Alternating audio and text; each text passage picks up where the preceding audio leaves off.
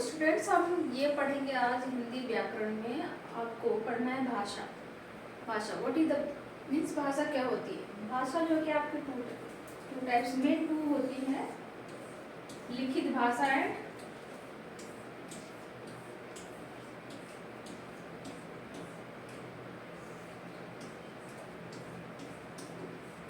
लिखित भाषा एंड मौखिक भाषा।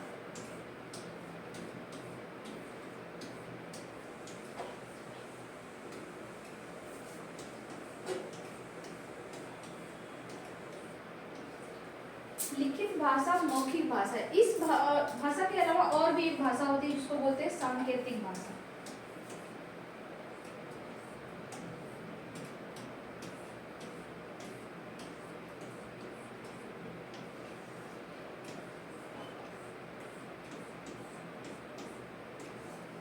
सांकेतिक भाषा। तो लिखित भाषा क्या होती है, मौखिक भाषा क्या होती है और सांकेतिक भाषा क्या होती है, जिसके बारे में हम जानेंगे। तो लिखित भाषा हम उसे कहते हैं जब हम अपने विचारों का आदान प्रदान लिखकर, एक दूसरे से जब हम अपने विचारों का आदान प्रदान लिख के करते हैं, उसे हम क्या कहते हैं, लिखित भाषा। जैसे एग्जाम्पल के लिए पत्र लिखना, ईमेल करना, मैसेज करना, ये सभी चीजें क्या है, लिखित भाषा है। जिसको आप किसी से बात कर रहे हो, कम्युनिकेशन आपको करना है, तो आप लिख कर भेजते हो, तो उसको लिखित भाषा बोलते हैं। अब आ जा रही है मौखिक भाषा।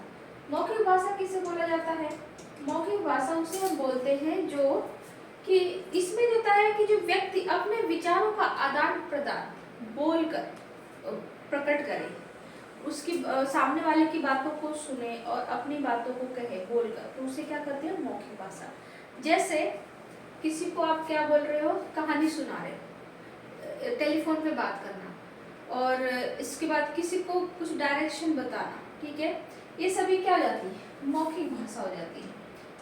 और सांकेतिक भाषा, जो सांकेतिक भाषा होती है आपकी, सांकेतिक भाषा उसे बोलेंगे कि जो जिसमें क्या करते हो कि आप उसमें ना तो बोलकर ना लिखकर, उसमें क्या होता है, किसी चिन्ह या सिंबल के द्वारा आप एक्सप्लेन करते हो, उसे क्या बोलते हो, सांकेतिक भाषा बोलते हैं। जैसे आप देखते हो, इसका एग्जांपल ज़्यादातर आप रोड वगैरह में जाते हैं तो ट्रैफिक वगैरह जो रूल्स लिखे होते हैं, जो साइन बने होते हैं, सिंबल्स बने होते हैं, रेड लाइट जल रही है, ग्रीन लाइट कब जल रही है, तो उसके अकॉर्डिंग आपको क्या करना होता है, समझना पड़ता है। देन आप उसको क्या करते हो, समझते हो, फिर उसको फॉलो करते हो। तो ये हमारी होती है सांकेतिक भाषा। इस तरीके से अब इन जो भाषाएं हैं, इनका जो है कि अलग अलग तरीके से जो है कि हर जगह जो है कि भाषा जो भी है उस तरीके से यूज किया जाता है।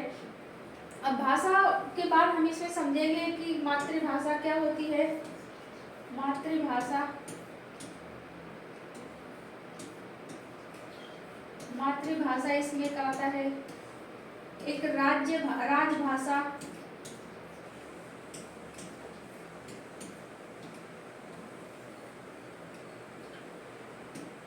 तो इसमें जो भाषा होती है, ठीक है, मातृभाषा वो भाषा होती है जिसमें कि क्या करता है, कोई भी व्यक्ति जो है कि अपने परिवार से, जब बच्चा छोटा होता है तो शुरू से ही अपने परिवार से, अपने माँ बाप से, अपने माहौल से वो सीखता है, उसे क्या बोलते हैं हम, उसे बोलते हैं मातृभाषा, ठीक है, जो उसकी लोकल लैंग्वेज होती है। और देन इसमें जो होता है राजभाषा, जो राजभाषा जैसे किसी भी क्षेत्र के, जैसे कि आप किसी भी देश की जो क्षेत्रीय भाषा होती है, जो ऑफिशियल जो भाषा होती है, जहाँ पे ज़्यादातर जो ऑफिशियल आपके वर्क हो रहे हैं, जो भाषा ज़्यादा यूज की जा रही है, उसे अब राजभाषा बोलते हैं। जैसे अगर ऑफिशियल अगर आप लैंग्वेज लोगे तो ज़्यादातर हिंदी इंग्लिश कम्युनिकेशन ज़्यादा होता है, तो इस तरीके से ये राजभाषा होती है, ठीक है। इसमें और भी भाषा के बारे में और कुछ नियम हैं और बताएंगे, लिपि क्या होती है, ये सभी चीज़ें हैं जिसको हम आगे फिर पढ़ेंगे। तब तक के लिए फिर हम आज यहीं पे वो करते हैं, देन नेक्स्ट में फिर नेक्स्ट बताऊंगी भाषा और लिपि क्या होता है, ठीक है। लिपि कितने टाइप्स की होती हैं, जैसे कि जितने भी हर अगर बात की जाए तो जो भाषा होती है उनकी अलग अलग लिपि होती है, तो उसके अकॉर्डिंग जो है कि हम समझेंगे।